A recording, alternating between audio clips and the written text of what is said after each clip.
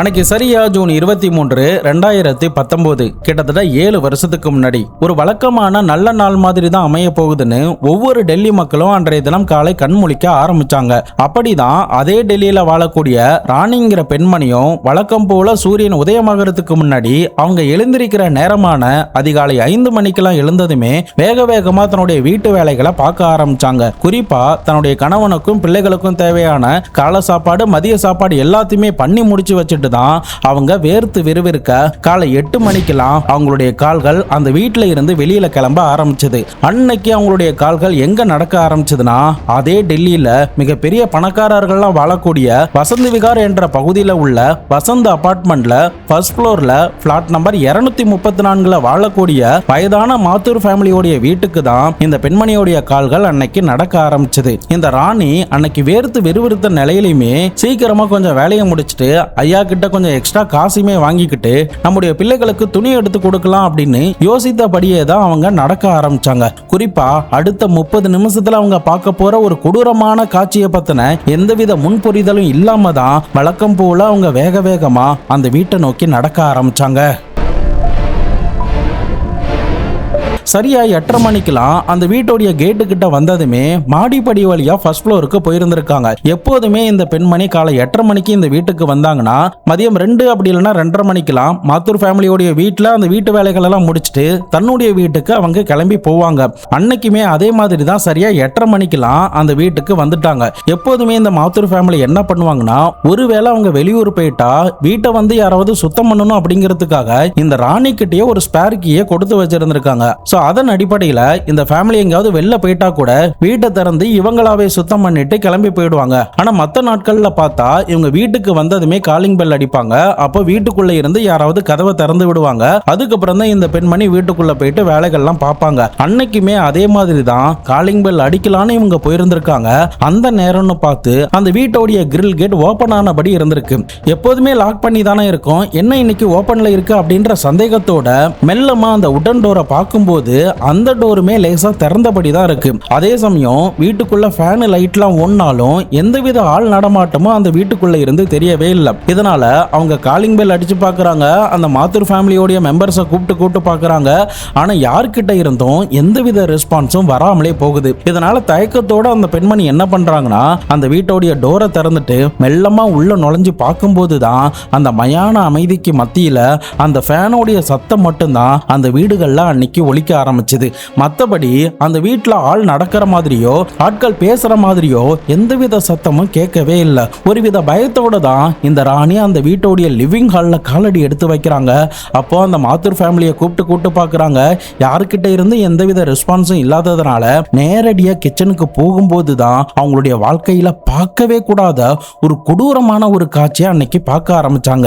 அப்படி அவங்க அன்னைக்கு என்ன பார்த்தாங்கன்னா, வாளியில தண்ணி எடுத்து தரையில ஊத்தி விட்டா எப்படி அந்த தண்ணி சதறி கிடக்குமோ அதே மாதிரி ஒரு மனுஷனுடைய ரத்தம் இவங்க வழக்கம் போல வேலை பார்க்கக்கூடிய அந்த கிச்சன்ல சதறி கிடக்கிறத பார்த்ததும் நம்ம உண்மையிலே நேரடியா இதை தான் பார்க்கிறோமா அப்படின்ற ஒரு ஆச்சரியமும் ஒரு பயமும் ஒரு பதட்டமும் இந்த ராணிக்கு ஏற்பட ஆரம்பிச்சது. அந்த கிச்சன்ல ஒரு 22 வயசு இருக்கிற பெண் பல கத்தி குத்து காயத்தோட கொடூரமான ரத்த வெள்ளத்துல மிதந்து கிடக்குறாங்க. இதை பார்த்து மிரண்டு போன ராணி வேக வேகமா அந்த மாத்தூர் ஃபேமிலி தங்கி இருக்கிற ரூமுக்கு வந்து பார்க்கும்போது அந்த வீட்லயுமே அந்த வயதான தம்பதியினர் கொடூரமான முறையில அதே மாதிரி ரத்த வெள்ளத்துல மிதந்துகிட்டு இருக்காங்க. இதை பார்த்ததும் ராணிக்கு என்ன பண்றதுனே தெரியல. விழி பிதுங்க ஆரம்பிச்சு வேக வேகமா அந்த ரூம்ல இருந்து வெளியில ஓடி வராங்க. அப்ப லிவிங் ஹால்ல இருக்கிற டேபிள்ல ஒரு பெப்சி பாட்டிலும் அந்த பெப்சி பாட்டில்ல பெப்சி மாதிரியான ஒரு குளிர்பானம் இருக்கிறதையும் அது கூட அந்த டேபிள்ல ஆப்போசிட் டைரக்ஷன்ல 2 டம்ளர் இருக்கிறதையும் அந்த 2 டம்ளருக்கு பக்கத்துலயுமே ஒரு பக்கத்துல பீடியோடைய துண்டும் இன்னொரு பக்கத்துல சிகரெட்டோடைய துண்டு இருக்கிறத பார்த்துட்டு சம்திங் இந்த வீட்டுக்குள்ள ஒரு கொடூரம் நடந்திருக்கு அப்படின்னு பதறி அடித்தபடியே வெளியில வேக வேகமா கத்த ஆரம்பிச்சாங்க. அந்த வீடுகளும் நெருக்கமா இருந்ததுனால அக்கம்பக்கத்தில் இருந்தவங்க எல்லாருமே வேக வேகமா ஓடி வர ஆரம்பிச்சு அந்த கிரைம் சீனை பார்த்துட்டு உடனடியா வசந்த் விகார் போலீஸுக்கு தகவலையுமே கொடுத்து விட்டாங்க. அன்னைக்கு அந்த வீட்டில் இறந்து போன அந்த 3 பேரும் யாராரு, எதனால இவங்க இந்த அளவுக்கு கொடூரமான முறையில் கொலை செய்யப்பட்டாங்க, அப்படி இவங்களுடைய வீட்டுக்குள்ள யார் தான் நுழைஞ்சிருப்பா, போலீஸ் அதிகாரிகள் இதை கண்டுபிடிச்சாங்களா இல்லையா இல்லையா?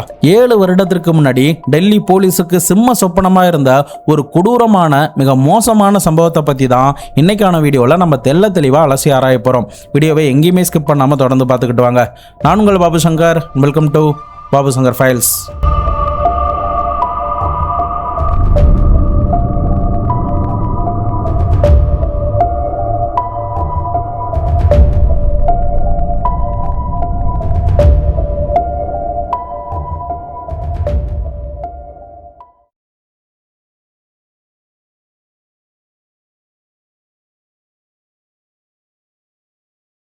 இன்னும் வீடியோவை நீங்கள் லைக் பண்ணாமல் பார்த்துக்கிட்டு இருக்கீங்கன்னா மறக்காமல் லைக் பண்ணி பாருங்கள். உங்களுடைய லைக் தான் நிறைய பேருக்கு இந்த வீடியோவை எடுத்து சொல்லும். ஸோ எனக்காக இந்த லைக் அண்ட் கமெண்ட்டை மட்டும் பண்ணிட்டு போங்க.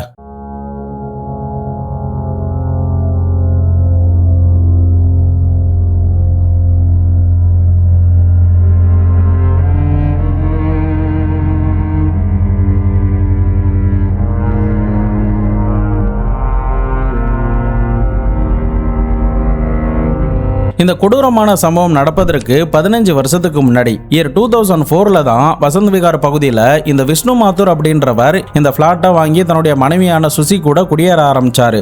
மேற்கொண்டு இந்த விஷ்ணுவை பத்தி சொல்லணும்னா இவர் 1995ல சென்ட்ரல் கவர்மெண்டோடைய ஹெல்த் டிபார்ட்மெண்ட்ல இருந்து ரிட்டையர்மெண்ட் ஆயிருந்திருக்காரு. மேற்கொண்டு இவருடைய மனைவியான சுசிங்கிறவங்க இயர் 2000ல டெல்லி முனிசிபல் கார்பரேஷன்ல நர்ஸா வேலை பார்த்து ரிட்டையர்மெண்ட் ஆயிருந்திருக்காங்க. பொருளாதார ரீதியா எந்த பிரச்சனையும் இல்லாம அரசாங்க ஊதியத்தோடையும் அரசாங்க பென்ஷனோடையும் தான் இவங்க தன்னந்தனியா இந்த அபார்ட்மெண்ட்ல அவங்களுடைய முதுமை காலத்தை கழிச்சுக்கிட்டு இருந்தாங்க. என்ன ப்ரோ தன்னந்தனியா வாழ்ந்துகிட்டு இருந்தாங்கன்னு சொல்ற, ஆனா கிச்சன்ல 22 வயசு இருக்கிற பொண்ணு இறந்து கிடந்தான்னு சொன்னீங்களே, அப்ப அவங்க யாரு அப்படின்னு தானே கேக்குறீங்க. அதுக்கான பதில் உங்களுக்கு பின்னாடி போக போக தெரிய வரும். இந்த மாத்தூர் ஃபேமிலிக்கு பிள்ளைகள் இருக்காங்களான்னு கேட்டிங்கன்னா கண்டிப்பாக இருந்தாங்க. ஒன்று அவருடைய மகனான அஜய், ரெண்டாவது அவங்களுடைய மகளான அமிதா. இந்த அமிதாங்கிறவங்க கிரேட்டர் கைலாஸ் பகுதியில் கல்யாணம் பண்ணி கொடுக்கப்பட்டு அவங்க தன்னுடைய ஃபேமிலி கூட வாழ்ந்துகிட்டு இருக்காங்க. ஆனால் இவங்களுடைய மகனான அஜய்ங்கிறவர் 1990ல் எதிர்பாராத விதமாக நடந்த ஒரு கார் ஆக்சிடென்ட்ல அவர் இறந்து போயிருக்காரு. மகனுடைய இழப்பை ஏற்றுக்க முடியாம தான் இவங்க அவங்களுடைய ரிட்டையர்மெண்ட் காலத்தை நோக்கி நகர ஆரம்பிச்சாங்க. இன்னொரு பக்கம் அந்த கிரேட்டர் கைலாஸ் என்ற பகுதியில் இருக்கிற இவங்களுடைய மகள் மட்டும் அப்பப்போ தன்னுடைய அப்பா அம்மாவை வந்து பார்த்து செல்வது வழக்கம். ஸோ இப்படி தான் இவங்களுடைய லைஃப் நல்லா போய்கிட்டு இருந்த நேரத்தில் அவங்களுடைய லைஃப்ல நடக்கவே கூடாத ஒரு கொடூரமான ஒரு சம்பவம் 2019 ஜூன் மாசத்துல அரங்கேற ஆரம்பிச்சது. போலீஸுக்கு தகவல் கிடைச்சதுமே சம்பவ இடத்துக்கு வந்து பார்த்துட்டு ஒரு நிமிஷம் மிரண்டு போயிருந்திருக்காங்க. அங்க இருந்த அவங்களுடைய காட்சிகளை பார்த்துட்டு இப்படி ஒரு காட்சியை நம்முடைய சர்வீஸ்லயே பார்த்தது இல்லையா அப்படின்ற ஒரு ஆச்சரியத்தை தான் அந்த கிரைம் சீன் கொடுக்க ஆரம்பிச்சது. மேற்கொண்டு அந்த லிவிங் ஹாலில் டம்ளர், சிகரெட் துண்டு, பீடி துண்டு, இதை தவிர பெப்சி பாட்டிலை பார்த்ததுக்கு பிறகு இது கொலைகாரன் விட்டுட்டு போன தடயமா இருக்குமோ அப்படின்னு நினைச்சு இமிடியேட்டா forensic team, finger print expert, இதை தவிர டாக் ஸ்குவாட் எல்லாருமே வர வச்சு கிரைம் சீனை இன்ச்சு பை இன்ச்சா சோதனை பண்ண ஆரம்பிச்சாங்க. அப்படி சோதனை பண்ண forensic officer, finger print expert என்ன சொன்னாங்கன்னா, சார் இந்த இடத்துல அந்த கில்லர் பக்காவா எல்லாத்தையுமே கிளீன் பண்ணிட்டு போயிருக்கான். எந்தவித ஃபிங்கர் பிரிண்ட்டுமே இந்த டேபிள்ல இருந்தோ டம்ளர்ல இருந்தோ எங்களுக்கு கிடைக்கவே இல்லை. குறிப்பா இந்த பெப்சி பாட்டிலுக்குள்ள இருக்கிறது கூல் ட்ரிங்க்ஸ்லாம் கிடையாது. அதுக்கு பதிலாக இவங்க சாராயத்தை ஊற்றி இவங்க எடுத்துட்டு வந்திருக்காங்க.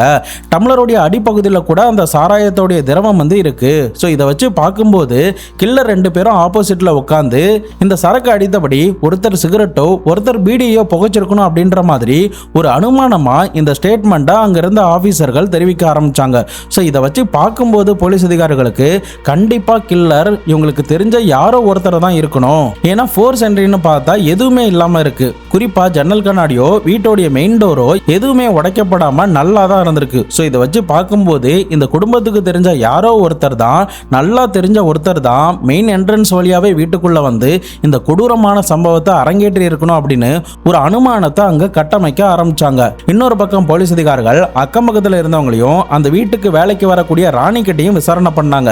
ராணி முதல் நாள் வாகுல இந்த 2 பேருமே நல்லபடியா தான் பார்த்தாங்க அப்படின்னு சொல்லியிருந்திருக்காங்க. குறிப்பா விஷ்ணுவோடைய மனைவியான சுசிக்கு 2018ல தான் முட்டியில ஆபரேஷன் பண்ணப்பட்டிருக்கு. இதனால அவங்களால மாடிப்படியில இருந்து இறங்கி வெளியில போகவே முடியாது. எனி டைம் அவங்க அந்த ரூம்லயே தான் இருப்பாங்க. ஆனா இந்த விஷ்ணு மட்டும் அடிக்கடி சின்ன வாக்கிங் மாதிரி அந்த தெருவில் நடந்து போவாரு. அங்க இருக்கிற கோவில்ல கூட உட்கார்ந்துருப்பாரு. இருப்பாரு. இதை அக்கம் பக்கத்துல இருந்தவங்க எப்போதுமே பார்ப்பாங்க. முதல் நாள் வாகுல கூட மதிய நேரத்துல இந்த விஷ்ணு ஒரு கோவில்ல உட்கார்ந்து இருக்கிறத அக்கம் பக்கத்துல இருந்த சில பேர் பார்த்திருக்காங்க. அதை போலீஸ் அதிகாரிகள் கிட்ட சொல்றாங்க. மேற்கொண்டு முதல் நாள் ராத்திரி எங்களுக்கு எந்தவித சத்தமுமே கேட்கவே இல்லை. அவங்களுடைய வீட்டில் இப்படி ஒரு கொலை சம்பவம் நடந்திருக்குங்கிறது எங்களுக்கு பெரிய ஆச்சரியத்தையும் ஒரு பயத்தையும் தான் கொடுக்குது அப்படின்னு பக்கத்து வீட்டுக்காரங்க எல்லாரும் போலீஸ் கிட்ட சொல்ல ஆரம்பிச்சாங்க. ஸோ இதை வச்சு பார்க்கும்போது கில்லர் பர்ஃபெக்டா இந்த வீட்டுக்குள்ள எந்த நேரத்தில் நுழையணும், எப்படி சத்தம் கேட்காம பண்ணணும் அப்படிங்கிறது எல்லாத்தையுமே திட்டம் தீட்டி தான் இவங்களை கொலை பண்ணியிருக்கான் அப்படின்ற ஒரு முடிவுக்கே வர ஆரம்பிச்சாங்க. எப்போதுமே ஒரு கேஸை விசாரணை பண்ணும்போது போலீஸுக்கு முதல்ல சந்தேகம் யார் மேல வரும்னா, இந்த வழக்குல யாரு முதல்ல இன்ஃபர்மேஷன் கொடுக்கறாங்களோ, இந்த கிரைம்ஸ்னா யாரு முதல்ல பார்க்கறாங்களோ அவங்க மேலதான் முதற்கட்டமா சந்தேகம் திரும்ப ஆரம்பிக்கும். ஸோ அதன் அடிப்படையில் அந்த வேலைக்கார பெண்மணி கிட்ட விசாரணை பண்ணும்போது சம்பவம் நடந்த நாள் அன்னைக்கு அவங்க எங்கெங்க இருந்தாங்க, என்னென்ன பண்ணாங்க அப்படின்ற எல்லாத்தையுமே சொல்லியிருக்காங்க. ஸோ அவங்களுடைய ஸ்டேட்மெண்ட்ல உண்மை இருக்கு அப்படிங்கிறத தெரிஞ்சுக்கிட்ட போலீஸ் ஆஃபீஸர் இந்த ராணியால இதை பண்ணியிருக்கிறதுக்கு சான்ஸ் இல்லை அப்படின்னு முடிவுக்கு வந்ததுக்கு பிறகுதான் இந்த வழக்குடைய விசாரணையை இன்னும் தீவிரப்படுத்தவே ஆரம்பிச்சாங்க. அடுத்த கட்டமா போலீஸ் ஆஃபீஸர் இந்த வழக்கை விசாரணை பண்றதுக்கு 10 ஸ்பெஷல் டீமை ஃபார்ம் பண்ண ஆரம்பிச்சாங்க. இன்னொரு பக்கம் இந்த இறந்து போன வயதான தம்பதியினருடைய மகளான கிரேட்டர் கைலாஸ் என்ற பகுதியில் வாழ்ந்துகிட்டு இருக்கிற அந்த அமிதா அப்படின்ற பெண்மணிக்கு தகவலை கொடுத்து வர்றாங்க. அவங்க சம்பவத்தை கேட்டு நேரடியாக தன்னுடைய அப்பா அம்மாவை அப்படி ஒரு காட்சியில் பார்க்கும்போது அவங்களால அதை ஏற்றுக்க முடியாம நில குழஞ்சி போய் மனசு உடைஞ்சி சம்பவ இடத்துல அழ ஆரம்பிச்சிட்டாங்க.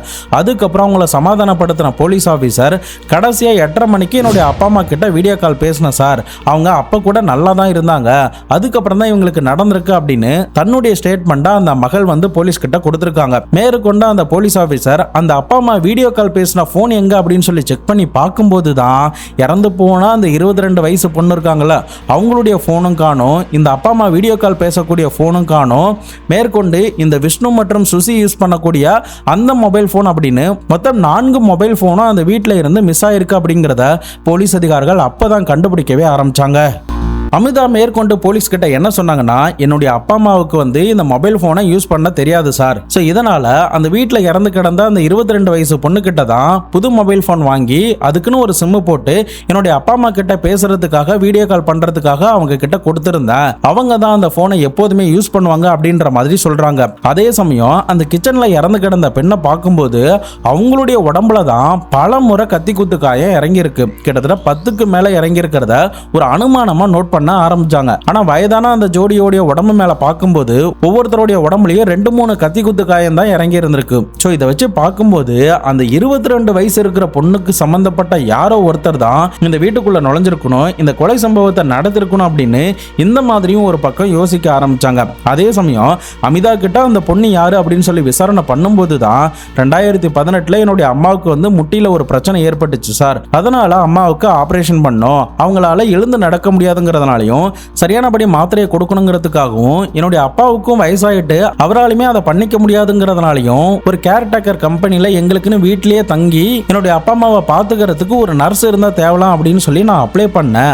அதன் அடிப்படையில் தான் உத்தரகாண்ட் பகுதியை சேர்ந்த 22 வயது நேர்ந்த இந்த குஷ்புவை 2018 ஆகஸ்ட் மாசத்துல அவளுக்குன்னு ஒரு ரூம் கொடுத்து இங்கேயே தங்க வச்சு 24 ஹவர்ஸ் என்னுடைய அப்பா அம்மாவை இவ தான் பார்த்துக்கிட்டா, ரொம்பவே நல்ல பொண்ணு, அவளும் இந்த மாதிரி கொடூரமான முறையில் கொலை செய்யப்பட்டிருக்கிறத என்னால ஏத்துக்கவே முடியல அப்படின்ற மாதிரி தான் அமிதா இந்த ஸ்டேட்மெண்ட் எல்லாத்தையுமே போலீஸ் கிட்ட சொன்னாங்க. அடுத்த கட்டமாக போலீஸ் அதிகாரிகள் என்ன நினைக்க ஆரம்பிச்சாங்கன்னா, அந்த வீட்டில் கொள்ளை நடந்த மாதிரியான எந்தவித தடையும் இல்லாததுனால முன்விரோதம் காரணமாக இந்த குஷ்புக்கு சம்பந்தப்பட்ட யாரோ ஒருத்தர் தான் இந்த வீட்டுக்குள்ள நுழைந்து குஷ்புவை கொலை பண்ணியிருந்திருக்கணும். அந்த நேரத்தில் இந்த வயதான தம்பதியினர் பார்த்துட்டதுனால கில்லர் இந்த 2 பேரையும் கொலை பண்ணியிருக்கணும் அப்படின்னு இந்த மாதிரியே அனுமானமாக கருத ஆரம்பிச்சாங்க. அதுக்கான காரணம் என்னன்னா, என்னதான் அந்த வீடு பக்காவா கிளீன் செய்யப்பட்ட நிலையில இருந்தாலும், அதாவது அவங்க இறந்து கிடந்த இடத்தை தவிர மற்ற இடம் எல்லாமே பக்காவா கிளீனா இருந்தாலும் கூட அந்த வீட்டில் இருந்து கொள்ளையடிக்கப்பட்டதுக்கான எந்தவித தடயங்களும் தெரியாம தான் இருந்திருக்கு. ஏன்னா அந்த வீட்டோடைய அலமாரியில சில பணம் எல்லாமே அங்கே தான் இருந்திருக்கு. அதே சமயம் கட்டிலுக்கு பக்கத்துலயும் கபோர்ட்லயும் சில பணங்கள் எல்லாம் இருந்திருக்கு. ஆனா அதை எதையுமே அந்த கில்லர் எடுக்காம போயிருந்திருக்கான். மேற்கொண்டு அந்த வீட்டில் நகைகள் இருந்த மாதிரியான எந்தவித தடயமும் இல்ல. சோ இதனால ஏதோ ஒரு முன் விரோதத்தினாலதான் இந்த கொலை நடந்திருக்குன்னு நினைச்சாங்க. அதே சமயம் வயதான இந்த தம்பதியினருக்கு எந்தவித முன்பகையும் யாரு கூடயும் இல்ல, எல்லார்கிட்டயுமே நல்லா தான் பழகிட்டு வராங்க அப்படின்ற பட்சத்துல இந்த குஷ்புக்கு வேண்டியப்பட்ட யாரோ ஒருத்தர் தான் அன்னைக்கு இந்த வீட்டுக்குள்ள நுழைஞ்சிருக்கணும், அவங்க யாருங்கிறத இப்ப நம்ம கண்டுபிடிக்கணும் அப்படின்னு சொல்லிட்டு தங்களுடைய விசாரணையோடைய வேகத்தை அடுத்த கட்டத்துக்கு போலீஸ் எடுத்து செல்ல ஆரம்பிச்சாங்க. நான் ஏற்கனவே சொன்ன மாதிரி இந்த கேஸ்ல 10 ஸ்பெஷல் டீமை ஃபார்ம் பண்ணாங்கல்ல, அந்த 10 ஸ்பெஷல் டீமுக்கும் ஒவ்வொரு டாஸ்க்கு கொடுக்கப்பட்டுச்சு. அது என்னன்னா, காணாம போன அந்த 4 மொபைல் போனும் கடைசியா எங்கெங்க சுவிட்ச் ஆஃப் செய்யப்பட்டுச்சு, யாருக்கிட்டலாம் அவங்க பேசியிருக்காங்க, எந்த நேரத்தில் சுவிட்ச் ஆஃப் செய்யப்பட்டிருக்கு, அந்த மொபைல் ஏதாவது ஆக்டிவ் ஆகுதா அப்படின்ற மாதிரி அதை விசாரணை பண்றதுக்கும் சோதனை பண்றதுக்கும் ஒரு டீமை ஹையர் பண்ணியிருந்திருக்காங்க. அதே சமயம் சுத்து வட்டாரத்தில் இருக்கிற மொத்த சிசிடிவியுமே அலசி ஆராயறதுக்கு ஒரு டீம் போயிட்டாங்க. இன்னொரு டீம் வந்து அக்கம் பக்கத்தெல்லாம் விசாரணை பண்ணாங்க. இன்னொரு டீம் இந்த ராணியோடைய வீட்டுல போயிட்டும் இந்த இறந்து போன குஷ்புவோடைய வீட்டுல போயிட்டும் விசாரணை பண்ண ஆரம்பிச்சாங்க. சோ இந்த மாதிரி ஒவ்வொரு டாஸ்க்கு ஒவ்வொரு டீமுக்கு கொடுக்கப்பட்டதுனால இந்த வழக்குடைய விசாரணை பயங்கர வேகமா நடக்க ஆரம்பிச்சது. அப்படி குஷ்புவோடைய போனை செக் பண்ணி பார்த்ததுல அவங்க அடிக்கடி ஒரு நம்பருக்கு மட்டும் பேசிக்கிட்டு வராங்க. அதே சமயம் அவங்களுக்கு ஒரு காதலன் இருந்திருக்கலாம், அந்த காதலன் யாரையாவது அழைச்சிட்டு வந்து இந்த கொலையை நடத்திருக்கலாமோ அப்படின்ற மாதிரி தான் முதற்கட்டமா சந்தேகப்பட்டாங்க.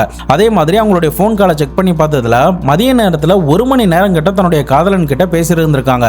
மேற்கொண்டு சில மெசேஜ் எல்லாமே அனுப்பியிருந்திருக்காங்க. ஸோ இதன் காரணமா அந்த காதலன் யாரு, அவன் என்ன பண்ணிக்கிட்டு இருக்கான், அவன் இந்த இடத்துக்கு வந்தானா அப்படின்னு சொல்லிட்டு அவனுடைய மொபைல் கால் ரெக்கார்ட்ஸ், அவனுடைய டவர் சிக்னல் எல்லாத்தையும் செக் பண்ணி பார்க்கறாங்க. அப்படி செக் பண்ணி பார்க்கும்போது இவன் அதே டெல்லியில ஒரு பிளாட்ல வாடகைக்கு தங்கி இருந்திருக்கான்.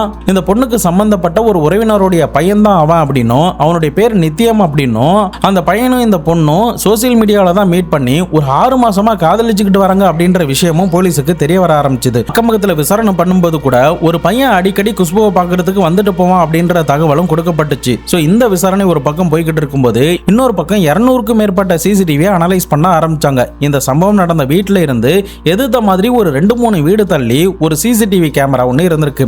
அந்த கேமராவை செக் பண்ணி பார்க்கும்போது தான் இந்த கேஸ்ல ஒரு முக்கியமான பிரேக் த்ரூவே அவங்களுக்கு கிடைக்க ஆரம்பிச்சது. போலீஸ் அதிகாரிகள் அந்த சிசிடிவியை எப்படி அனலைஸ் பண்ணாங்கன்னா, இந்த மாத்தூர் ஃபேமிலி தன்னுடைய மகள் கிட்ட கடைசியா இரவு 8:30 மணிக்கு வீடியோ கால் பேசியிருந்திருக்காங்க. அடுத்த நாள் காலையில் வேலைக்கார பெண்மணி வந்து பார்த்துருக்காங்க.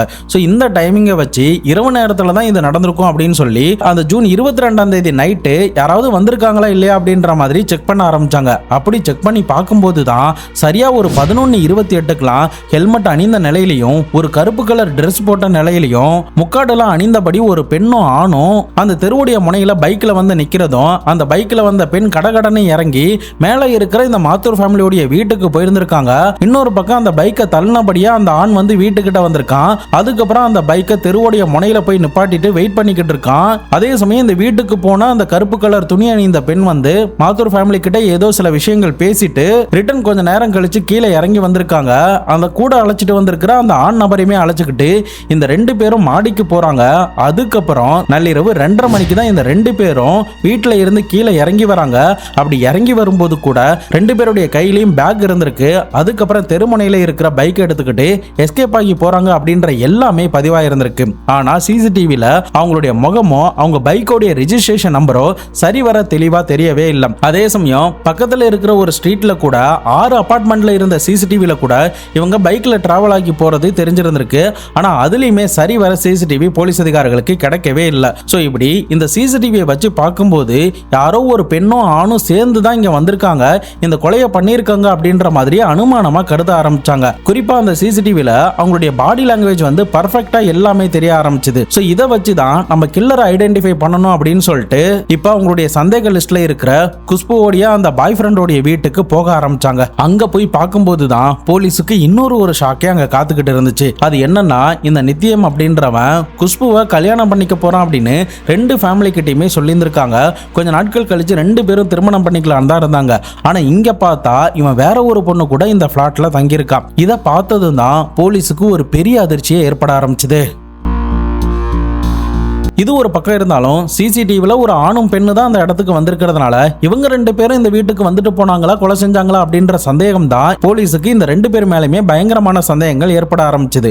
அதன் அடிப்படையில் இவங்களுடைய மொபைல் காலை செக் பண்ணி பார்த்தப்ப கூட கடைசியா இந்த நித்தியமுடைய மொபைல் போன் வந்து இரவு 8:30 மணிக்கெல்லாம் ஆஃப் பண்ணப்பட்டிருக்கு. அதுக்கப்புறம் அதிகாலை 5 மணிக்கெல்லாம் ஆன் ஆயிருந்திருக்கு.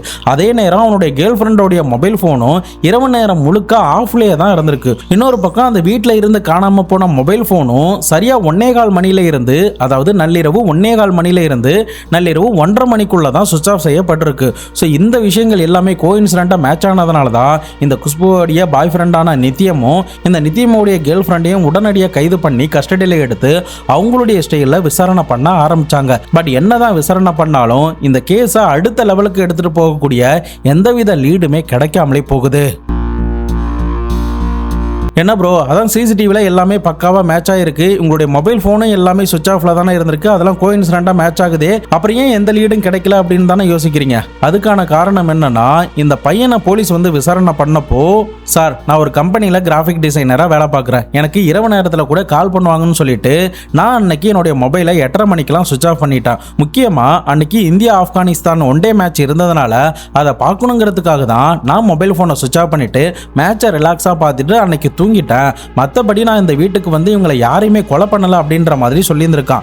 இன்னொரு பக்கம் அந்த பொண்ணை விசாரணை பண்ணும்போது கூட நானுமே இந்த வீட்டில் தான் இருந்தேன் அப்படின்ற மாதிரி சொல்கிறான். ஸோ இதனால் இவங்க 2 பேரும் சொல்கிறது உண்மையாக பொய்யாங்கிறத கண்டுபிடிக்கணுங்கிறதுக்காக இந்த நித்தியம் கடைசியாக எங்கெங்கே போனால் யார்கிட்டலாம் பேசியிருக்கான் அப்படிங்கிறத செக் பண்ணி பார்க்குறாங்க. ஸோ அதன் அடிப்படையில் இந்த நித்தியம் சரியாக 6:30 மணிக்கு தான் அவனுடைய கம்பெனியில் இருந்து கிளம்பி தன்னுடைய வீட்டுக்கு வந்திருக்கான். அதுக்கப்புறம் அவன் வேற எங்கேயுமே போகலை அப்படிங்கிறது தெரிய வர ஆரம்பிச்சது. இன்னொரு பக்கம் அந்த பொண்ணு கிட்ட நீ எதனால மொபைலை சுவிச் ஆஃப் பண்ண அப்படின்னு சொல்லி கேட்கும்போது, சார் நான் என்னுடைய மொபைலை சுவிச் ஆஃப்லாம் பண்ணல, நான் வந்து என்னுடைய சிம்மை போஸ்ட் பெய்டில் இருந்து ப்ரீபெய்டாக மாற்றினேன், அது மாற்றுறதுக்காக நெட்வொர்க் வந்து ஆஃப் செய்யப்பட்ட நிலையில் இருந்துச்சு, அதுதானே தவிர மற்றபடி நாங்கள் 2 பேரும் எங்கேயுமே போகலை அப்படின்ற மாதிரி சொல்கிறாங்க. பட் இந்த ஸ்டேட்மெண்ட்டை கேட்டதுக்கு பிறகும் கூட போலீஸுக்கு சந்தேகம் இருந்துச்சு தான். இதனால அந்த மேட்ச்சில் என்ன நடந்துச்சு, நீ என்னென்ன பார்த்த அப்படின்னு சொல்லி அவங்க கிட்ட விசாரணை பண்ணும்போது அவன் கரெக்டாக ஒன்னொன்னுத்தையுமே சொல்ல ஆரம்பிச்சான். சார் அன்னைக்கு இந்தியா தான் ஃபர்ஸ்ட் பேட்டிங் பிடிச்சது, 8 விக்கெட்டுக்கு 224 ரன் அடிச்சாங்க, கேதர் ஜாதவும் விராட் கோலியும் 50 போட்டாங்க. இன்னொரு பக்கம் ஆப்கானிஸ்தான்ல முகமது நபி 50 போட்டாரு, 3 விக்கெட் எடுத்தாரு. நம்முடைய டீம்ல முகமது சமி 3 விக்கெட்டும் பும்ரா 3 விக்கெட்டும் எடுத்தாங்க. அன்னைக்கு நடந்த மேட்ச்ல கூட இந்தியா 11 ரன் வித்தியாசத்தில் ஜெயிச்சிருச்சு, பும்ராவுக்கு தான் அன்னைக்கு மேன் ஆஃப் த மேட்ச் கொடுத்தாங்க அப்படின்னு அந்த மேட்ச்ல நடந்த எல்லா விஷயத்தையுமே டீடைல்டா போலீஸ் கிட்ட சொல்ல ஆரம்பிச்சான். ஸோ இப்போ இது எல்லாத்தையுமே கேட்டதுக்கு பிறகுதான் இவங்க 2 பேரும் குற்றவாளி இல்லை அப்படின்ற ஒரு முடிவுக்கு வர ஆரம்பிச்சு அவங்களுடைய சந்தேகத்தை இன்னொரு ஆள் மேல திருப்ப ஆரம்பிச்சாங்க.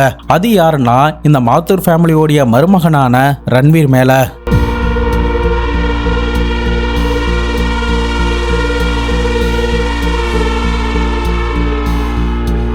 போலீஸ் இந்த மருமகன் மேல சந்தேகப்படுவதற்கான காரணம் என்னன்னா, இந்த வயதான தம்பதியினர் 2 பேரும் கொஞ்ச நாட்களுக்கு முன்னாடி இந்த பிளாட்டை விற்கிறதுக்காக சில ரியல் எஸ்டேட் புரோக்கர் கிட்ட பேசியிருந்திருக்காங்க. ஸோ அதன் அடிப்படையில் 70 லட்சத்துக்கு அவங்க அந்த பிளாட்டை விற்கிறதுக்கு டீலிங்லாம் பேச ஆரம்பிச்சிட்டாங்க. ஸோ இதை தெரிஞ்சுக்கிட்ட இந்த மருமகன் அந்த பிளாட்டை எனக்கே கொடுங்க, எனக்கும் பிள்ளைகள் இருக்கு, உங்களுடைய மகளுக்கு கொடுத்தா என்ன அப்படின்ற மாதிரி இந்த வயதான தம்பதியினர் கிட்ட சண்டை போட்டதா ஒரு அரசல் புரசலான செய்தி போலீஸுக்கு கிடைக்க ஆரம்பிச்சது. ஸோ இந்த செய்தியை உறுதிப்படுத்துற விதமா தான் அந்த வீட்டில் இருந்து அந்த பிளாட்டோடைய டாக்குமெண்ட் எல்லாமே மிஸ் ஆயிருந்திருக்கு. ஸோ அதன் அடிப்படையில் அந்த ரன்வீரை பத்தின எல்லா டீட்டெயிலுமே விசாரணை பண்ண ஆரம்பிச்சாங்க. சம்பவம் நடந்த நாள் அன்னைக்கு எங்க இருந்தாரு, எங்க போனாரு, அவரும் இவருடைய மனைவியும் சேர்ந்து தான் தன்னுடைய அப்பா அம்மாவை கொலை பண்ணிட்டு ஒரு டிராமா நடத்துறாங்களோ அப்படின்ற மாதிரி சந்தேகப்பட்டு அவங்கள சுத்தி விசாரணை பண்ண ஆரம்பிச்சாங்க. ஆனாலுமே போலீஸுக்கு இவங்க தான் இந்த இடத்துல வந்து இந்த கொலையை பண்ணாங்க அப்படிங்கிறதுக்கான எந்தவித லீடுமே கிடைக்காமலே போகுது. அதான் சிசிடிவியில் ஒரு ஆணும் பொண்ணும் தானே வந்தாங்கன்னு சொல்ற, அப்படி இருக்கும் பட்சத்தில் இந்த 2 ஜோடி ஏன் பண்ணியிருக்க சான்ஸ் இல்லை அப்படின்னு தானே கேட்குறீங்க. அதுக்கான காரணம் என்னன்னா, இந்த குஷ்புவோடைய பாய் ஃப்ரெண்டான நித்யமும் அவனுடைய கேர்ள் ஃப்ரெண்டுக்கும் ஒரு 20லேருந்து 25 வயசுக்குள்ள தான் இருக்கும். ஆனால் சிசிடிவியில் பார்த்தா அந்த ஆணும் பொண்ணுக்கும் ஒரு 40 வயசுக்கு மேலே இருக்கிற உடல் பாவனைகள் தான் இருந்திருக்கு. அதே நேரம் அந்த உடல் பாவனைகள் எதுவுமே இந்த நித்யம் கூடயோ அவனுடைய கேர்ள் ஃப்ரெண்ட் கூடயே மேட்ச் ஆகலாம். அதே சமயம் இந்த மாத்தூர் ஃபேமிலியுடைய மகளான அமிதா கூடயும் அந்த மருமகன் கூடயும் மேட்ச் ஆகல. சோ இதன் காரணமா கில்லர் வேற யாரோ ஒருத்தன் தான் அப்படின்னு போலீஸ் அடுத்த கட்ட விசாரணையில ஈடுபடலாம் அப்படின்னு நினைக்க ஆரம்பிச்சாங்க.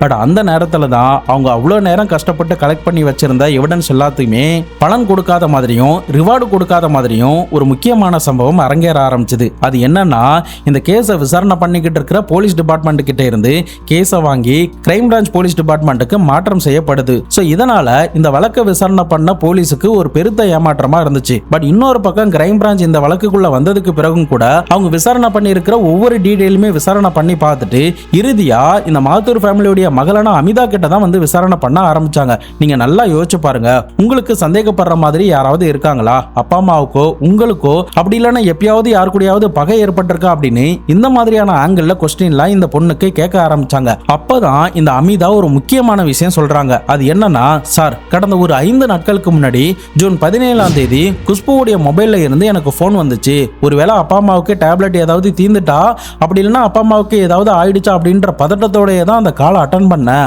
ஆனா அந்த நேரத்தில் என்கிட்ட பேசினது குஷ்பு கிடையாது. நீண்ட நாட்களுக்கு முன்னாடி பல வருஷத்துக்கு முன்னாடி பார்த்த என்னுடைய அம்மாவுக்கு தெரிஞ்ச ஒரு சொந்தக்காரங்களான பிரீத்திங்கிற ஒரு பொண்ணு என்கிட்ட பேசினா. நான் வந்து இந்த வழியா வந்தேன், அத்தையும் மாமாவையும் பார்த்து ரொம்ப நாட்கள் ஆயிடுச்சு, அதனாலதான் இவங்களை பார்க்க வந்தேன் அப்படின்ற மாதிரி சொன்னா. அதே நேரம் அன்றைய நாள் இரவு முழுக்க கூட அவன் அங்கதான் தங்கியிருந்தா. எதுக்கு சம்பந்தமே இல்லாம இவ்வளவு நாள் கழிச்சு என்னுடைய அப்பா அம்மாவை வந்து பார்க்கணும், அதுவும் இரவு நேரத்துல எதனால தங்கணும் அப்படின்ற சந்தேகம் எனக்கு இப்போதான் ஏற்படுது அப்படின்னு ஒரு முக்கியமான ஸ்டேட்மெண்ட்டை இந்த அமிதா போலீஸ் கிட்ட கொடுக்க ஆரம்பிச்சாங்க. போலீஸுக்கு ஃபர்ஸ்ட் இந்த வேலைக்கார பெண்மணி மேல சந்தேகம் ஏற்பட்டுச்சு. அடுத்து இந்த குஷ்புவோடைய பாய் ஃப்ரெண்ட் மற்றும் கேர்ள் ஃப்ரெண்ட் மேல சந்தேகம் ஏற்பட்டுச்சு. இன்னொரு பக்கம் மருமகன் மகள் மேல ஏற்பட்டுச்சு. அதுக்கப்புறம் இந்த குஷ்பு கிட்ட பக்கத்து வீட்டுக்காரர் அடிக்கடி பேசிக்கிட்டே இருக்கிறதுனால அவர் ஏதாவது பண்ணியிருப்பாரோ அப்படின்ற சந்தேகமும் ஏற்பட்டுச்சு. ஃபைனலா தான் இந்த பிரீத்தி அப்படின்ற பொண்ணு மேல சந்தேகம் ஏற்பட ஆரம்பிச்சது. இந்த சந்தேகம் அவங்களுக்கு பலன் கொடுக்குமா கொடுக்காதா அப்படின்ற ஒரு கேள்விக்குறியோட தான் அடுத்த ஸ்டெப்பையே கிரைம் பிரான்ச் போலீஸ் ஆஃபீஸர் எடுத்து வைக்க ஆரம்பிச்சாங்க. போலீஸுக்கு அந்த பிரீத்தி பத்தின எந்தவித டீட்டெயிலுமே தெரியாது. அமிதா கிட்ட கேட்டாலும் அவங்க என்ன ஊர், எந்த இடத்துல தங்கியிருக்காங்க அப்படின்ற எந்த டீட்டெயிலுமே அவங்களுக்கு தெரியல. அதே நேரம் அன்னைக்கு அமிதா கிட்ட போலீஸ் கிட்ட மாட்டிடக்கூடாது அப்படிங்கிற ஒரு ஸ்மார்ட்டான திங்கிங் இருந்ததுனால தான் குஷ்புவோடைய நம்பர்ல இருந்து அன்னைக்கு கால் பண்ணி பேசியிருக்கணும் அப்படின்ற சந்தேகமும் ஏற்பட ஆரம்பிச்சது. ஸோ இதன் காரணமா இந்த பிரீத்தி யாருங்கிற ஒரு தேடுதல் வேட்டை ரொம்ப பரபரப்பா நடந்துகிட்டு இருக்கும்போது தான் போலீஸ் கொஞ்சம் கூட எதிர்பார்க்காத ஒரு முக்கியமான ஒரு பிரேக் த்ரூ கிடைக்க ஆரம்பிச்சது. அது என்னன்னா, இறந்து போன இந்த விஷ்ணுவோடைய மொபைல் சரியா ஒரு 10 செகண்ட் ஆன் ஆகி ஆஃப் ஆயிருந்திருக்கு. அதுவும் குருகிராம் அப்படின்ற பகுதியில் உள்ள ஒரு ஹோட்டல் கிட்ட ஆன் ஆகி ஆஃப் ஆயிருந்திருக்கு. ஸோ இதை தெரிஞ்சுக்கிட்ட போலீஸ் ஆஃபீஸர் இமிடியேட்டா அந்த குருகிராம் ஹோட்டலுக்கு போயிட்டு அங்க உள்ள ரிசப்ஷன்ல விசாரணை பண்ண ஆரம்பிச்சாங்க. அப்படி விசாரணை பண்ணும்போது தான், சார் ஒரு கணவன் மனைவின்னு சொல்லி இங்க 2 பேர் வந்து தங்கினாங்க, அவங்க நேத்தி தான் வெக்கேட் பண்ணிட்டு போனாங்க அப்படின்ற மாதிரி சொல்றாங்க. மேற்கொண்டு அந்த மொபைல் போன் எங்கேயாவது ஆன் ஆகுமா ஆன் ஆகாதா அப்படின்னு ஒரு கழுகு பார்வையோட போலீஸ் காத்துக்கிட்டு இருந்த நேரத்துல தான் அந்த ரிசப்ஷன்ல இருந்து புக் பண்றதுக்கு கொடுக்கப்பட்ட மொபைல் நம்பரை செக் பண்ணி பார்த்திருக்காங்க.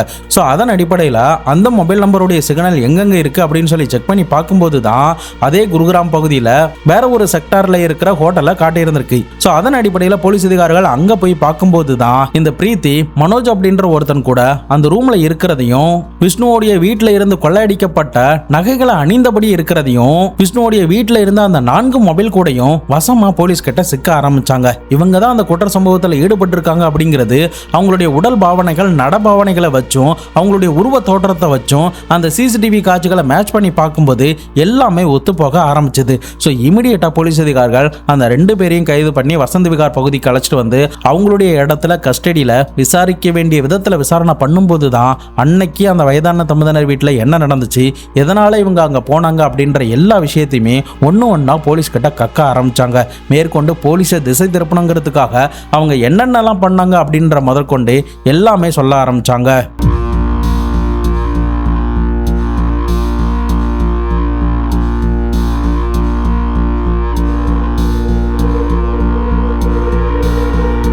1997 இந்த பிரீத்தி ஹோட்டல் மேனேஜ்மெண்ட் கோர்ஸ் முடிச்சிருந்திருக்காங்க. அதுக்கப்புறம் மணாலிக்கு போயிட்டு அங்க உள்ள ஹோட்டல்ல ரிசப்ஷனிஸ்டா வேலை பார்த்திருக்காங்க. அப்படி வேலை பார்க்கும்போது தான் கபில் அப்படின்ற ஒருத்தனுடைய பழக்கம் ஏற்பட்டு அவனையே கல்யாணம் பண்ணி ஒரு மகனையுமே பெற்றெடுக்கிறாங்க. ஆனா காலப்போக்குல 2 பேருக்குள்ள ஏற்பட்ட மனவருத்தத்தினால 2 பேரும் பிரிஞ்சு தன்னந்தனியா வாழ ஆரம்பிச்சாங்க. இவங்களுடைய மகனும் அந்த கபில் கூடயே போக ஆரம்பிச்சிட்டான். அதுக்கப்புறம் 2000ல நிக்கோலஸ் அப்படின்ற ஒருத்தனை இருவீட்டார் சம்மதத்தோட பெற்றோர்கள் முன்னிலையில இவங்க கல்யாணம் பண்ணிக்கிறாங்க. பட் அந்த கல்யாணத்திலுமே உங்களுக்கு ஒரு மகன் பிறக்கிறாங்க.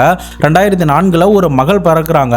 ஆனாலுமே இந்த 2 பேருக்குள்ளேயும் ஒரு கருத்து வேறுபாடு ஏற்பட்டதுனால தன்னந்தனியா பிரிஞ்சு வாழ கூட ஆரம்பிச்சிட்டாங்க. குறிப்பா இதுல என்ன சொல்லப்படுதுன்னா, இந்த நிக்கோலஸ் அப்படின்றவர் கனடா நாட்டுக்கு வேலைக்கு போனதாகவும் தன்னுடைய மனைவிக்கு தேவையான பணத்தையோ குழந்தைகளுக்கு தேவையான பணத்தையோ அவர் செட்டில் பண்ணல அப்படின்னும், 2006ல அவர் இந்தியாவுக்கு வந்தாரு. அப்ப கூட தன்னுடைய மனைவி பிள்ளைகளை கண்டுக்கல.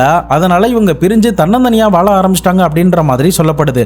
அதே சமயம் இப்ப தனியா வந்த இந்த பிரீத்தி 2 பிள்ளைகளுமே வளர்க்கறதுக்கு ரொம்ப சிரமப்பட ஆரம்பிச்சாங்க. இந்த நேரத்துல தான் மகளை தன்னுடைய தாத்தா பாட்டி கிட்ட விட்டுட்டு மகன் கூட தன்னுடைய அப்பா அம்மா கூட இந்த பொண்ணு வாழ ஆரம்பிச்சாங்க. குறிப்பா பொருளாதார ரீதியா இவங்களுக்கு சிக்கல் இருந்ததுனால நம்ம ஏதாவது பிசினஸ் பண்ணி ஒரு பெரிய ஆளா ஆகணும், தன்னுடைய ஃபைனான்சியல் கஷ்டத்தை எப்படியாவது தவிர்த்திடணும் அப்படின்னு நினைச்சு இந்த ஹோட்டல் மேனேஜ்மெண்ட் பிசினஸ்க்காக ரியல் எஸ்டேட் சம்பந்தப்பட்ட சில ஆட்களை அங்கங்க மீட் பண்ண ஆரம்பிச்சாங்க. அப்படிதான் இந்த மனோஜோடைய பழக்கம் இந்த பொண்ணுக்கு ஒரு பர்த்டே பார்ட்டி மூலமா ஏற்பட ஆரம்பிச்சது. 2 பேரும் ஆரம்பத்துல நண்பர்களா இருந்து ஒரு கட்டத்துல காதலர்களா மாறி லிவிங் டுகெதர்ல வாழ்ற அளவுக்கு மாறி இருந்திருக்காங்க.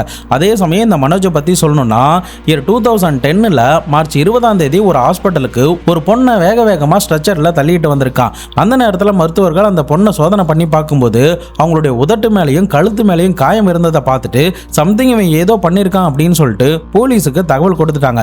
போலீஸும் என்ன ஏது அப்படின்னு சொல்லி விசாரணை பண்ணி பார்க்கும்போது தான் அங்க ஸ்ட்ரெச்சர்ல இறந்து கிடக்கிறது வேற யாரும் இல்ல, இவனுடைய மனைவி அப்படின்னும் இவன் தான் அந்த மனைவியை கழுத்தை நெரிச்சு கொலை பண்ணியிருக்கான் அப்படிங்கிறதும் தெரிய வர ஆரம்பிச்சுது. அதே சமயம் அவனுடைய மொபைல் போனை செக் பண்ணி பார்த்ததுல அக்ருதீன் அப்படின்ற ஒருத்தன் கிட்ட பேசியிருந்திருக்கான். அவனை கைது பண்ணி விசாரணை பண்ணும்போது தான் இந்த 2 பேரும் சேர்ந்து இந்த மனோஜோடைய மனைவியை கொலை பண்ணியிருக்காங்க. என்ன காரணத்துக்காக கொலை பண்ணியிருக்காங்கன்னா, இந்த மனோஜ் வந்து ஒரு கன்ஸ்ட்ரக்ஷன் கம்பெனில ஃபைனான்சியல் டிபார்ட்மெண்ட்ல வேலை பார்த்துக்கிட்டு இருந்திருக்கான். அங்க ஒரு பொண்ணு கூட ஏற்பட்ட பழக்கத்தினால அவ கூட வச்சுக்கிட்ட அந்த அஃபேர்னால தன்னுடைய மனைவி வேண்டாம் அப்படின்னு சொல்லி இந்த 2 பேரும் தீர்த்து கட்டினதாகவும் போலீஸ் நீதிமன்றத்தில் குற்றப்பத்திரிகை தாக்கல் பண்ணாங்க. ஆனா போலீஸ் கிட்ட இந்த மாதிரி வாக்குமூலம் கொடுத்திருந்தாலும் நீதிபதி முன்னாடி அதை எல்லாத்தையுமே பரட்டி அடிக்க ஆரம்பிச்சானுங்க. ஸோ இதனால இவங்களுக்கு எதிராக சரியான ஆதாரம் இல்லை அப்படின்னு சொல்லிட்டு 2015 இந்த 2 பேருமே விடுதலை பண்றாங்க. இந்த நேரத்தில் தான் இந்த மனோஜ் ரியல் எஸ்டேட் பிசினஸ் பண்ணலான்னு சொல்லிட்டு அது சம்பந்தமான ஆட்களை மீட் பண்ணிக்கிட்டு இருக்கான். அப்போதான் இந்த பிரீத்தியோடைய பழக்கம் இவனுக்கு கிடைக்க ஆரம்பிச்சது. 2 பேருக்கும் சரக்கடிக்கிற பழக்கம் இருக்கிறதுனால சரக்கடித்தபடியே அந்த போதையிலேயே இவங்களுடைய பாஸ்ட்ல நடந்த விஷயங்கள் எல்லாத்தையுமே ஒன்னொன்னா சொல்லி 2 பேருக்குள்ளேயும் ஒரு பொருத்தம் ஏற்பட ஆரம்பிச்சு ஒன்னா டிராவல் பண்ண ஆரம்பிச்சாங்க. ஸோ அதன் அடிப்படையில் நம்ம 2 பேரும் சேர்ந்து ஏதாவது ஒரு பிஜி ஹாஸ்டல் பிசினஸ் பண்ணலாம்னு சொல்லிட்டு 2018ல அந்த குருகிராம் பகுதியிலேயே ஒரு பிஜி ஹாஸ்டல் பிசினஸ் பண்ண ஆரம்பிச்சாங்க. பட் அது ஒரு கட்டத்தில் ஃபெயிலியர் ஆக ஆரம்பிச்சது.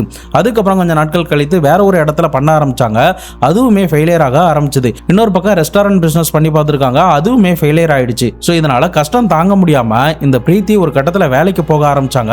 இன்னொரு பக்கம் இந்த மனோஜ் வந்து குடிக்கு பயங்கரமா அடிக்ட் ஆயிட்டான். இவன் குடிக்கு அடிக்ட் ஆனது மட்டும் இல்லாம இந்த பிரீத்தியை போட்டு டார்ச்சர் பண்ண ஆரம்பிச்சிட்டான். எனக்கு குடிக்கிறதுக்கு காசு வேணும், என்ன நீ தான் பார்த்துக்கணும், எனக்கு தேவையான செலவு நீ தான் பண்ணணும் அப்படின்னு சொல்லிட்டு அந்த பொண்ணை டார்ச்சர் பண்ண ஆரம்பிச்சிட்டான். ஸோ இப்படி அவங்களுடைய டார்ச்சர் நாளாக போய்கிட்டே இருக்கும்போது தான் ஒரு கட்டத்தில் மறுபடியுமே பிரீத்திக்கிட்டே இவன் பணம் கேட்டு டார்ச்சர் பண்ண ஆரம்பிச்சான். அப்போ என்கிட்டலாம் பணம் கிடையாது, என்ன ஏன் தொந்தரவு பண்ற அப்படின்ற மாதிரி கேட்கும்போது தான் சரி இப்போ உங்ககிட்டையும் பணம் இல்லை என்கிட்டையும் பணம் இல்லை, நம்ம எவ்வளோ நாள் தான் இப்படி இருக்கிறது, நம்ம இதுல இருந்து மீண்டு வரணும்னாலும் சரி, நமக்கு இருக்கிற கடன் பிரச்சனையிலிருந்து மீண்டு வரணும்னாலும் சரி, நம்ம ஏதாவது ஒன்று பண்ணா மட்டும்தான் இதுல இருந்து தப்பிக்க முடியும், உனக்கு தெரிஞ்ச ஆளு யாராவது இருக்காங்களா, அவங்க இருந்தாங்கன்னா சொல்லு, நம்ம கொள்ளையடிக்கலாம் அப்படின்ற மாதிரி ஒரு சதி திட்டத்தை ஒரு நப்பாசையா அந்த பொண்ணுக்கு இவன் மூட்டி விட ஆரம்பிச்சான். ஸோ அதன் அடிப்படையில் தான் பிரீத்தியோடைய மைண்ட்ல இந்த மாத்தூர் ஃபேமிலி ஸ்ட்ரைக் ஆக ஆரம்பிச்சாங்க.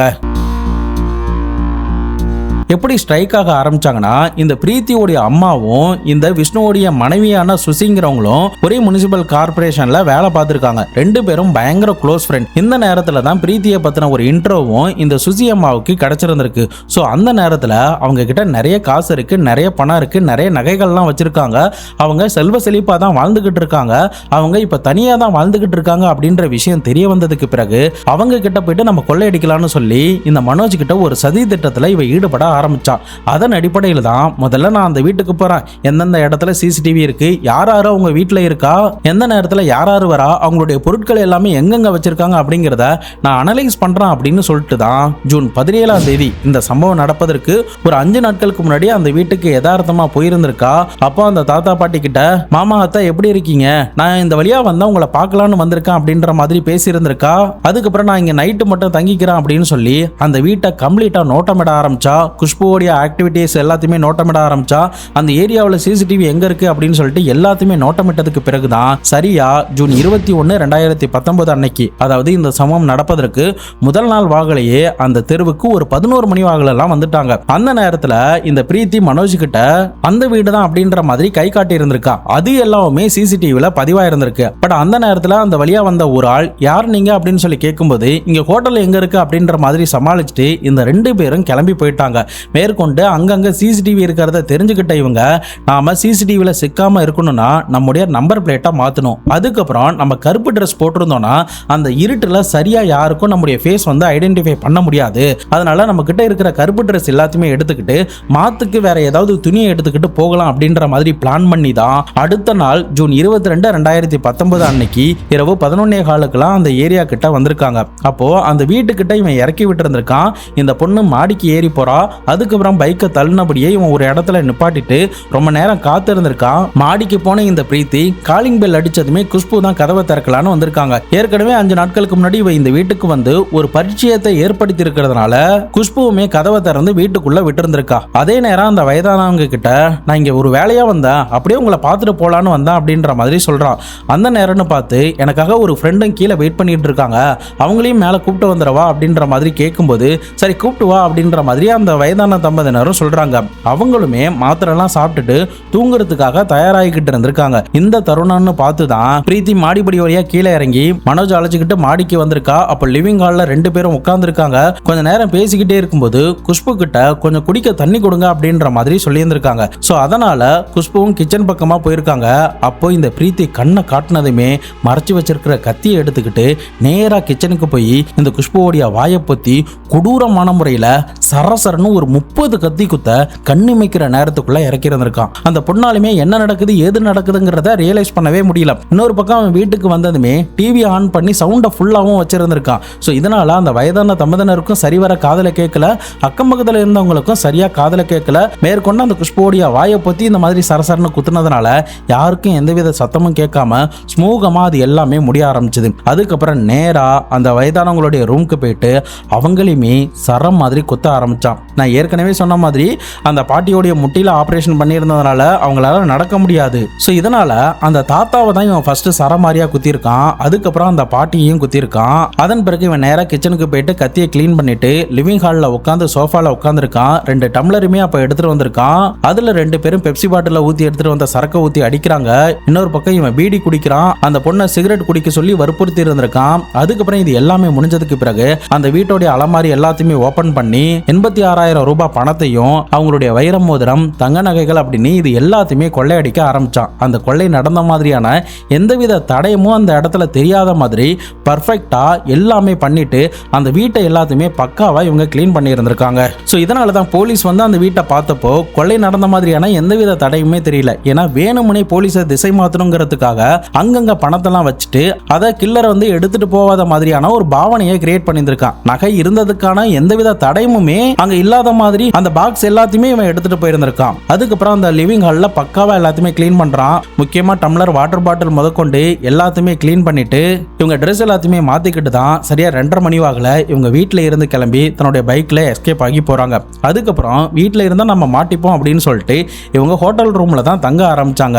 அதே சமயம் இந்த பொண்ணு ஒரு சேட்டு கடையில போயிட்டு என்னுடைய குழந்தைக்கு உடம்பு சரியில்லை, அது இல்லாம ஃபீஸ் கட்டணும் அப்படின்னு பொய்யான சில காரணங்கள் சொல்லி இந்த நகைகளை அடகு வச்சு 1.5 லட்ச ரூபா கிட்ட இவ பணத்தை எடுத்துட்டு வந்திருக்கா. அந்த பணத்தை இந்த மனோஜ் கிட்ட கொடுத்திருந்திருக்கா. அதுக்கப்புறம் 5 நாட்கள் வரைக்கும் இவங்க ஹோட்டல் ரூம்லயே தங்க ஆரம்பிச்சாங்க. இந்த நேரத்துல தான் மொபைல் டேட்டா யூஸ் பண்ணணுங்கிறதுக்காக விஷ்ணுவோடைய போனை யதார்த்தமா ஆன் பண்ணியிருக்கான். அப்போன்னு பார்த்து இவனுடைய மைண்ட்ல மொபைல்ல சிம்மு போட்டிருக்குல்ல, அதை போலீஸ் எப்படியும் ஐடென்டிஃபை பண்ண சான்ஸ் இருக்கு அப்படின்னு சொல்லிட்டு ரியலைஸ் பண்ணதுமே ஒரு 10 செகண்டுக்குள்ள அந்த போனை மறுபடியுமே சுவிட்ச் ஆஃப் பண்ணியிருந்திருக்கான். இந்த ஒரு மிஸ்டேக்னால தான் இந்த 2 பேரும் பின்னாடி போலீஸ் கிட்டே மாட்ட ஆரம்பிச்சாங்க.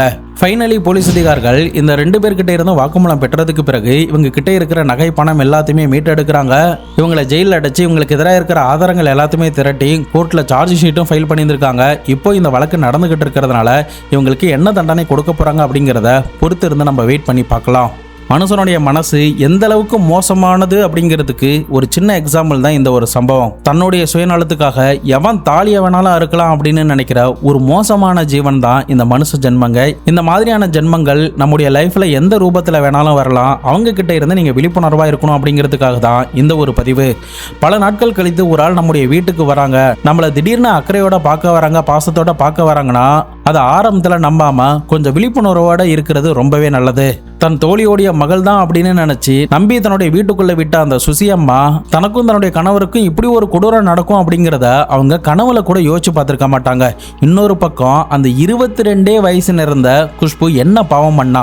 அந்த வயதான தம்பதியினருக்கு சேவை பண்ணிக்கிட்டு தன்னுடைய அந்த இளமை காலத்துல வாழ வேண்டிய வயசுல அநியாயமா இவனுங்களுடைய சுயநலத்துக்காக அந்த பொண்ணு உயிரை விட்டுருக்கா. 30 கத்தி குத்துக்காயனா யோசிச்சு பாருங்க எந்த அளவுக்கு அவ வழியில துடிச்சு போய் இறந்திருப்பான்னு. குஷ்புவோடைய பேரண்ட்ஸ் எந்த அளவுக்கு மனசுடைஞ்சு போயிருப்பாங்கன்னு யோசிச்சு பாருங்க.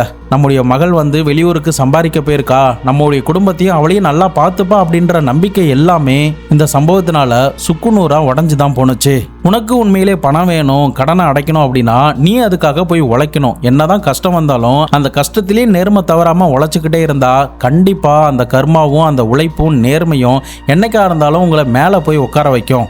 ஸோ அதை விட்டுட்டு குறுக்கு வழியில் நம்ம சம்பாதிக்கணும் அப்படின்னு நினச்சா அது என்றைக்குமே ஒரு பெரிய சிக்கலில் தான் கொண்டே விடும். அதுக்காக முட்டாள்தனமாக ஒரு ஆளை கொலை பண்ணிட்டு கொள்ளையடிக்கலாம் அப்படின்னு நினச்சா அது ஒரு பெரிய ஆபத்தில் போய் தேவையில்லாத பிரச்சனைகளை தான் உங்களுக்கு கொடுக்கும். ஸோ இதனால் இந்த மாதிரி தவறான முடிவுகள் யாரும் எடுக்காமல் கஷ்டம் வந்தால் அதை சந்தோஷத்தோடு ஏற்றுக்கிட்டு அதை அக்செப்ட் பண்ணி அதுக்காக உழைச்சா கண்டிப்பாக உங்களாலேயும் அந்த கஷ்டத்தில் இருந்து மீண்டு வர முடியும். நீங்கள் இந்த சம்பவத்தை பற்றி என்ன நினைக்கிறீங்க அப்படிங்கிறதையும், இந்த பிரீத்தி மற்றும் மனோஜோடைய துரோகத்தை பற்றியும், இவங்க செஞ்ச அந்த கொடூரத்தை பற்றியும் உங்களுடைய கருத்துக்கள் என்ன அப்படிங்கிறதையும் மறக்காமல் கமெண்ட் பாக்ஸில் சொல்லிட்டு போங்க. இதை பற்றி உங்களுடைய நண்பர்களும் தெரிஞ்சுக்கணும்னு நினச்சிங்கன்னா அவங்களுக்கும் ஷேர் பண்ணி விடுங்க. நாளை மறுநாள் வேற ஒரு கிரைம் கேஸோட வேற ஒரு வீடியோவில் உங்களை சந்திக்கிறேன். அது வரைக்கும் உங்களிடமிருந்து விடைபெறுவது உங்கள் பாபு சங்கர்.